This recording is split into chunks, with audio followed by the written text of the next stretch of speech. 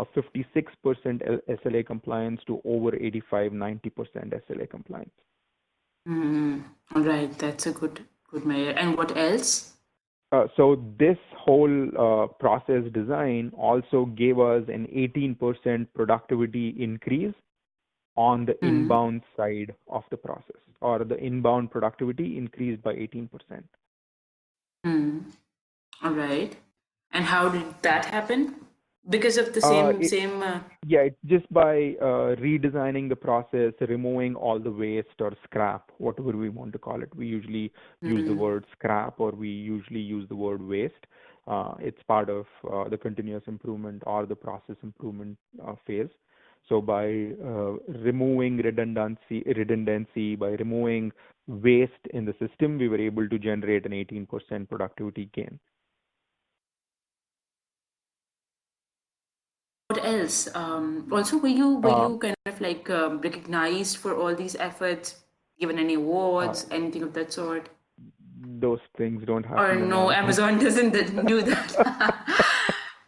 Makes sense. Makes sense. All these big shot companies, they don't have. There was this client the other day who had such a good career at one of these big companies, and then when I asked him the same question, and he gave me the same answer. So I was like, uh, these big short companies, they're really bad and kind of like giving Yeah, performance metrics, and the structure is yeah. really weak, I feel, because that's sad. Anyways, you They do they have your have they good have yeah, a accomplishments. different kind of culture, and at the same time, like if you come in as an MBA hire through a school recruitment process, if you're in a leadership development program, you're you're you're like born with a silver spoon kind of thing. Whether you do Mm, good or bad, you move at a faster pace. For us, coming in from industry and having the same kind of skill set or the degrees or whatever you want to call it, it's always a stepchild kind of thing. So that's one of the reasons why, like, there's no point in having what you have and not getting at the fastest pace, or expected to do whatever X, Y, and Z when you're capable of a lot more, is the reason why I just want to shop around and see what's out there, kind of. what else? Any other accomplishments for this? Yeah. So on the inbound side, or as part of the operations, like concessions where like you return a product and then we say sorry about this, and also we give you say a $50 gift card kind of. So that's what concession means. So we reduced 6%, like the concessions we were able to reduce by 6% on all the high velocity and expensive ASINs. Say, I'm a vegetarian, I don't know, but what ended up happening was like there were a lot of meats that were being sold, which were upwards of 60, 70, $80, that were being either marked as bad and whatnot by the customer. And we had to take the hit on the cost of the product, plus also offer you, oh, we're sorry, this is your gift card, X, Y, and Z. So, so by placing, by like designing the store process, which is an inbound process, we were able to reduce the concessions by 4 to 6% on these when we call high velocity, like how do I say, like the units that get sold the most, and also Mm, very expensive ASINs or expensive products. all right, all right. I was also thinking, Vivek, that since you mentioned that you oversee the P&L side and the accounting side as well. So in terms of those things, budgeting, etc., were you responsible for any of those things So here for this particular department or business unit? Um, like we are responsible for, no, not on the, so what happens on the fulfillment center or the distribution center is we are called as cost centers. So what it means is we are not bringing in money for Amazon. We're just fulfilling customers' orders, and we're reducing something called as variable cost per unit. which is like how much Amazon spends on a unit that you and I order.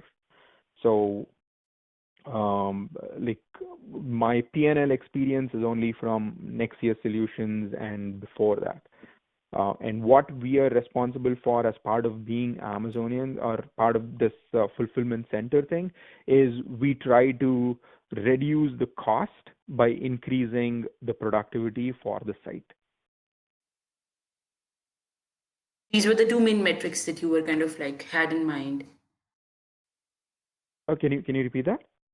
I said these were the two main metrics that you had in mind For which one?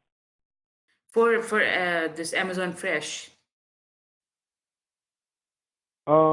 Yeah, productivity across the board, whether you're part of inbound, ICQA or outbound, if you increase productivity, that means you're reducing cost. Mm, And I have a productivity story and a quality story across the board, which is what they want you to know as to how you can improve the productivity of your center and how you can save on mm, cost. mm. So, I mean, can you please share that story with me? Or like, is Which one? it the overall thing? So you're saying that the productivity and cost, maintaining cost, is like the um, key mark there, right? It's a Mm-hmm. key Mm-hmm. benchmark, right? And Yeah, that you yeah. have achieved that in Amazon Fresh. We'll talk about Mm-hmm. the other part later. You have achieved that by doing all these different, process improvements and by Mm-hmm. addressing all these challenges that we just discussed, right? Mm-hmm. Okay. So this is something that I wanted to clarify. Anything else for Amazon Fresh? And also, do you Yes. have any cost figures that you would like to share? As in cost Uh, reductions, estimates, or so it's only percentages. We are not encouraged to use those dollar that's fine. amounts. Yeah. Okay, okay, I understand. I understand because a lot of companies do have those um, disclosure issues, so that's fine. So anything else for Amazon Fresh before we move on Um, to Yeah, other the part? most like one of the other important things that any future employer or the current employer would be looking for is a safety metric for the fulfillment center or distribution center. Mm, So, again, we like there's nothing much in terms of statistics, but we were able, mm, like I was able to completely eliminate injuries from a injury prone location of a fulfillment center by redesigning the prime locations. We shouldn't call it prime just because it's an Amazon uh, thing, but by mm, redesigning the fulfillment center layout uh, to help the inbound, outbound um, uh, store capacity, or I don't know how to say. I'll just mm, give you a one-liner in terms of safety, which mm. is kind of key thing that everyone will be looking for or everyone will be asking for. So safety is was a big issue, obviously, because these were again, kind of like warehouse, not Yes, yes. exactly warehouse, but like those operations. How did you ensure that the safety was maintained? Again, what were your strategies? So again, like you have certain prone areas where people get injured, and it's another process improvement and continuous improvement initiative that has to be taken in such areas where you observe what's happening and then you make certain changes. You do Mm, some seek to understands with the people who are injured and people who are always working in that area saying, hey, what are you seeing? Why do you like? I'll just give you an example. Like off late, we've been having too many injuries in the parking lot by people mm, tripping on speed bumps, which have been mm, really crazy. Some really serious injuries. People have broken their jaws, arms, and whatnot. mm. So then you go out there and you start talking to people. Most often than not, they say they don't pay attention because they're always on their phone. Some Mm. people say that, hey, this is not completely yellow, it's a striped yellow. So if you can make this completely yellow, I might be able to see better, kind of. So Mm. we try to mix and match the solutions, and then we start emphasizing when people go out, the security guards will start yelling and screaming, saying, "Hey, focus on where you're walking and not on your phone," kind of, which will reduce the injuries because they'll have fresh in their memories somebody yelling at them for not using phones and walking with Mm. their eyes on path, kind of. So, I mean, this did you also give safety trainings? Because I was thinking specialized Uh, safety trainings would also kind of like help. Yes, yes. So we design. So again, I've designed uh, uh, trainings. I've designed layouts to eliminate injuries. So it's all part of the job. Yeah. Hmm. All right, all right. Anything else for Amazon Fresh? For Amazon Fresh, yes. Like on the highlights, I was like food safety certification is a big thing, and food safety Yeah. level 3 certification is another big thing. So I'm food safety level 3 certified, and also Hmm. I was the point of contact for FDA. So working closely with the FDA, what do you call it, officers or leadership whenever there was Hmm. recalls and inspections and whatnot. I was the point of Hmm. contact, and I was So also you the kind of food like safety SME hmm. or subject matter Mm-hmm. expert. Subject matter expert for what? Can you please repeat that again? Food I missed safety. that. Food safety. All right. This would be a good example to show that as a manager or as an operational leader, you do maintain compliance to industry standards, right? So, Hmm. as a food safety SME, did you kind of help improve any particular processes, or give a particular expertise, We advice for that? It's more on the compliance part. So, like, I can make up some good numbers based on the number of call-outs that we had when we started off, or when I started off versus when I left, in terms of the inspectors coming in and giving us scores. Uh, I can give you a bullet point based on this. All right. If you have a quantified accomplishment, that'll be good. Yeah, I just have Otherwise, it's to calculate something and all right. give All right. you the You can send number. it to me Yeah. later if Yes. that's fine also.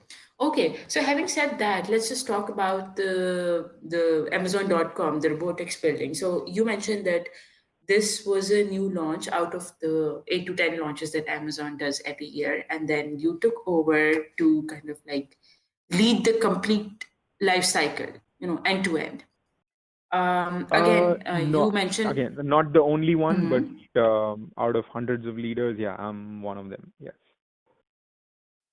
No, no, but like this launch, were you overseeing it alone, or did you have like a No, team? no. No, no. So, launch is again, it's somebody who's sitting in Seattle does everything. So once Mm. we open the building is what we are responsible for.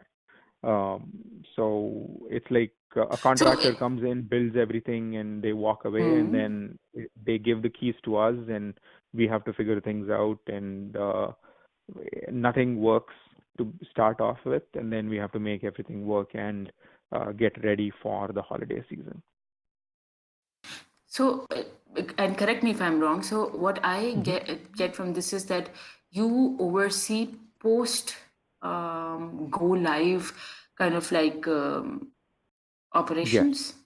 Would yes, that be correct? yes, All yes, right. So you don't see the launch exactly, but you took on additional responsibilities to oversee the post go live and get them running, right? yes, yes. So you were essentially creating the operations because you said that there isn't much to begin with.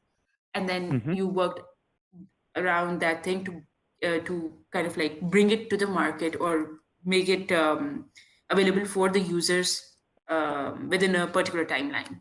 Is that correct? Uh, no, it's like consider this as you're building or you've built a house, and until Mm. you have your housewarming, you haven't been there. The contractors Mm. come in, they've built everything, and then Okay. you go in on the housewarming day, and then you have the whole family in, and then you see that a lot of things don't work. Electrical system doesn't work, and then you have to fix it. Like there are a lot of, let's assume your house has a lot of processes. All the processes don't work, and you have to create one. You have to tweak one. There are mechanical issues. Your fans don't work the way it is supposed to. Kind of, and then so it's like that. So you have a million Mm. square foot facility with conveyor system. Like we have close to 30 to 40 miles of conveyors in that 1 million square feet facility. We have 4 floors of robots having units in them.